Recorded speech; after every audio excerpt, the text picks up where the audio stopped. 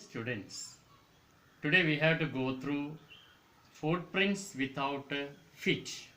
That is the name of the lesson from the book, the same name, Footprints Without Feet. The lesson is written by H.G. Wells, the great writer in English literature. Many of his writings became movies. So here, Footprints Without Feet, he uses science, whether it is for the progress of man or not. So today, science is developed not to destroy the mankind. That is what we recently experienced from the scientists or the laboratories of the scientists. Here the twist is like this. We can watch this. Footprints Without Feet. It is written by H.G. Wells.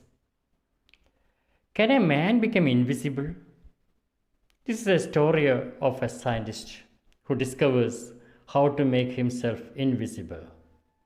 Does he use or misuse his discovery? The story is about a scientist named Griffin. He discovers the rare chemicals which can make a man invisible, but at the same time, the man can be touched and felt physically. Let us read and find out how he uses or misuses his powers for his own. The author of this topic is Herbert George Wells or H.G. Wells. H.G. Wells was born on 21st September 1866 and he passed away on 13th August 1946. H.G. Wells was an English writer. He was prolific in many genres, writing dozens of novels, short stories, and works of social commentary, satire, biography, and autobiography, and even 2 books on recreational war games. He is now best remembered for his science fiction novels. Remember that he had been writing science fiction novels and is often called the father of science fiction, along with Jules Verne and Hugo Gernsback. The story is about a scientist named Griffin, as I have already stated. He had been discovering ways which could make a man invisible and finally swallowed certain rare drugs that made him invisible. He was first noticed by 2 boys in staircase of a house where they could just see his footsteps and started following it. They follow it until the steps are fainter and cannot be seen. First, as he is feeling cold, he enters a mall for some warmth.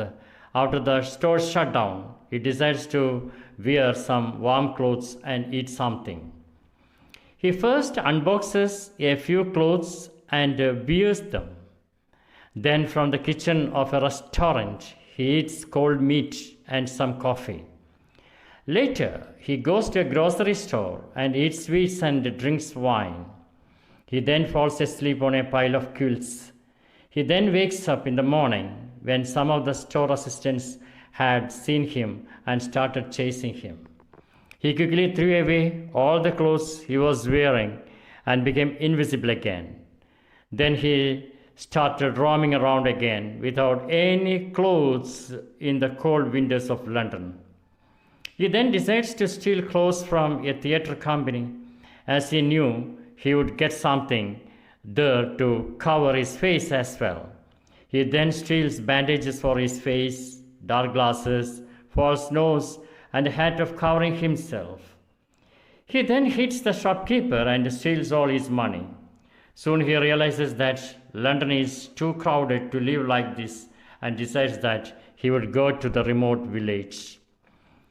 He books 2 rooms at an inn at the Iping village. He reaches there, and it is strange for the people of Iping that a stranger with such a wired appearance has become to stay at an inn during the winter season. Once his money is over, he steals from people and also hits the landlord and his wife when they try to check his room in his absence.